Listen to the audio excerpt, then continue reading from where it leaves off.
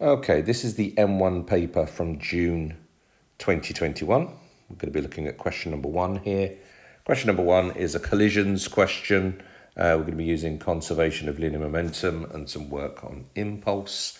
Let's have a look at it then. As you can see, I've started just with my diagram here.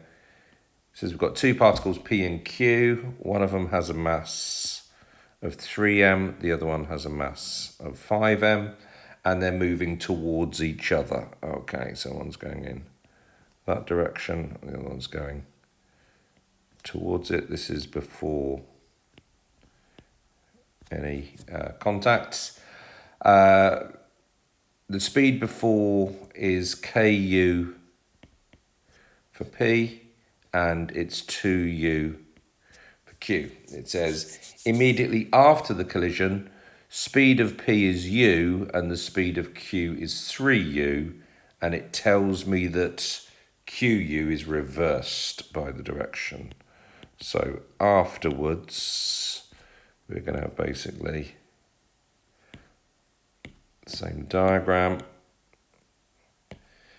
except what happens with the speeds this time is it says that speed of Q is reversed,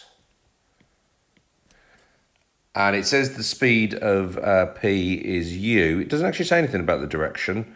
So if it doesn't say, you've got a choice, okay? The maths can help me to work out whether u is in that direction or u is in the opposite direction.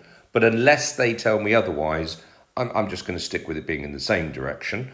And let's go on with the question. So the question part A says, find in terms of m and u the magnitude of the impulse exerted on Q by P in the collision. Yeah, well, that's handy then, because what I'm going to do for this one is I'm only considering those ones. So it doesn't matter about that U part because I'm not using it here. It doesn't matter about whether this part is going here or is going here at the moment, because I'm not focusing on that to start off with.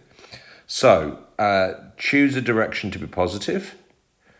I'm going to choose that direction to be positive, and for part A, I'm just going to consider Q here.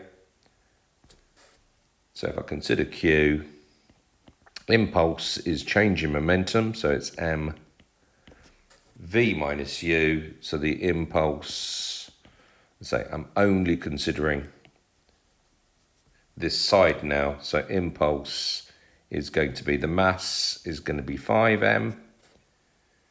V is going to be 3u minus, and then because I've taken to the right as positive, it's going to be minus 2u. So if we tidy that up, we're going to get I is equal to 25 mu as my impulse. Okay, so that's the first part done. Then part B says, can you find the two possible values of K? Right, that now makes sense as to what's going on with this question. I'm going to take this diagram out first of all and do it for that diagram there with U going that way. And then for the second part, I'm going to consider that U would be on the other way. That's how we're going to get our two different values of K. So for part B, considering that diagram there. So considering that diagram there, using the conservation of linear momentum, so using CLM, just to use that abbreviation there, just like this one, I'm going to write out the formula. I always write the formula out because I want to get these formulae into my head, and one way of doing that is to actually copy them down for every question that you do. When you're preparing for these papers, you're going to do lots of past paper questions here, and eventually this formula will start getting into your head. So in this case, that's going to be, right, just be careful here, that's going to be 3m ku minus 10mu. And on the other side, we're going to have 3mu plus 15mu. Again, this is taking up here to the right as being positive there. So if we tidy that all up, we're going to get 3mKu. Sorry, pen stopped working. 3mKu is going to be equal to, take everything over to the other side, and we'll get 28 mu. And of course, with these questions, we do this a lot. We can cancel out, in this case, all of those values there. So we get that K would work out to be equal to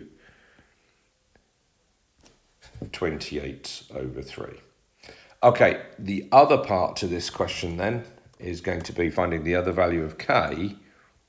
Will be assuming now, and what I'm going to do just for you guys is to actually copy this out. But if I was doing this in the exam, I wouldn't bother putting this diagram down again. But we could have this situation here, but this time the only difference is that's going that way now, okay? And again, I'd keep to the right as positive if I was going to go ahead and do this part here. So if we've got that scenario, again, using CLM, conservation of linear momentum, we're just going to apply it in exactly the same way. The only difference is this is going to be a minus this time, but it's going to give us a different value of K. So let's just go ahead and do that. So as I said just a second ago, write the formula out. These are the initial momentums. These are the final momentums.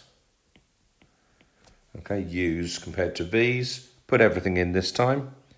So it's going to be 3mKu minus 10mu. That bit hasn't changed. But here we're going to have m times minus 3m times minus u. So 3m times minus u will be that. Plus 15mu, and then just again, like we did last time, get all the mu's onto one side. This time we'll only have 22 mu. Hopefully you understand, I'm just taking that over there, yeah? So that gives us that situation. Again, cancel the u's and the m's. So this time, K would be 22/3. So we've got our two different possible values of K here, that one or that one, depending on in the initial impact, did U continue in the same direction but having slowed down, or was U actually knocked back and going in the opposite direction? Okay, hopefully that one makes sense.